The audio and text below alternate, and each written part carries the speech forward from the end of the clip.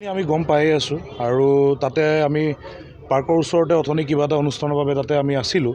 সেই সময়তে কি হ'ল, আমাৰ যুৱক কেইজনমানে আমাৰ বজৰং দল আৰু বিশ্ব হিন্দু পৰিষদৰ যুৱকসকলে তাতে গম পালে যে কেইগৰাকীমান ছোৱালী, অকল মানে এই ছোৱালীজনীয়ে নহয়, এওঁক আমি আনিবৰ বাবে সক্ষম হ'লোঁ।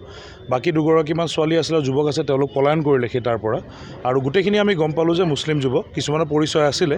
এই ছোৱালীজনীয়ে ল'ৰাজনৰ পৰিচয়টো জানা নাছিলে, কয় যে মোৰ লগৰীয়া হয়, নামটো কিবা বেলেগকৈ তেওঁক কোৱা আছিলে।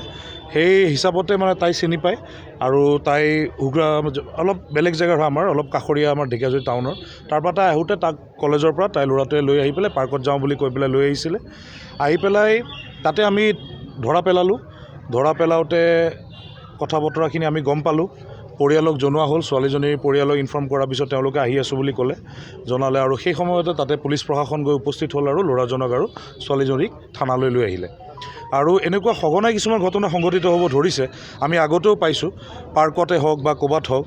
আৰু এই ঘটনাসমূহক লৈ পেলাই ৰাইজ যথেষ্টখিনি মানে ৰাইজে বহুত সচেতন হৈ আছে এই সময়ত। আৰু আমি সমাজখনক বান্ধিবৰ বাবে সকলো একগোট হৈছোঁ, সকলো দল সংগঠন। ইয়াত আপুনি জানিব যে ইয়াত এপছুৰ পৰা লৈ পেলাই সকলো দল সংগঠন, আচাৰো নেতৃবৰ্গ আছে। সকলোখিনি মিলি পেলাই আমি ভাবিছোঁ যে এইসমূহ বস্তু সমাজৰ পৰা নিৰ্মূল হ'ব লাগে। পুলিচ প্ৰশাসন যথেষ্ট কঠোৰ হ'ব লাগে আৰু এখন কঠোৰ আইন লাগে এইসমূহ বস্তুক মানে বিৰোধ কৰিবৰ বাবে। যিহেতু আমি জানো এই সমগ্ৰ ঘটনাৰ আঁৰত আমি দৃঢ় বিশ্বাসী, লাভ জিহাদ যোনটো আমি কওঁ, এই লাভ জিহাদৰ চক্ৰটো জড়িত হৈ আছে। আৰু আজিও আমি ঢেকীয়াজুলি চহৰত আজিও ৰাতিপুৱা টিউলিপ বাগানৰ এটা কেছ আমি গম পালোঁ, য'ত এগৰাকী যুৱতীক নিৰ্যাতিত কৰা হৈছিলে। আৰু তেওঁলোকে 6 দিন পিছত আহি পেলাই আজি থানাত এজাহাৰ দাখিল কৰিছে। পলাশ পথাৰত এটা কাণ্ড হৈ গ'ল। ঠেলামাৰা থানাৰ অন্তৰ্গত ধীৰাই মাজুলীত এটা ঘটনা। তেওঁলোকে কিছুমান কথাও কৈ পেলাই চাগে প্ৰলোভন দিছিল নেকি, টকা পইচাৰ।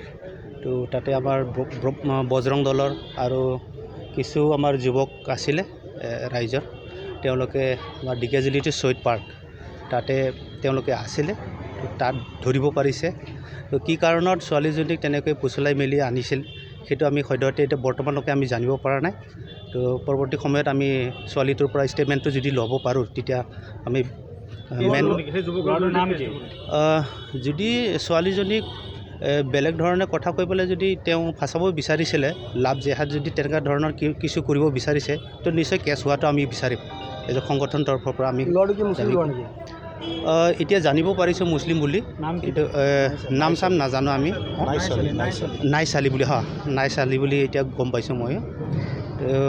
ছোৱালীটোৰ মই অলপ আগতে সুধিছিলোঁ, কিন্তু তাই কৈছে কি মই লগৰীয়া হিচাপে চিনি পাওঁ, কিন্তু কি ধৰ্মাৱলম্বী মানুহ এইটো সদ্যহতে নাজানো বুলি ই কৈছিলে। মানে তেনেকুৱা হ'ব পাৰে।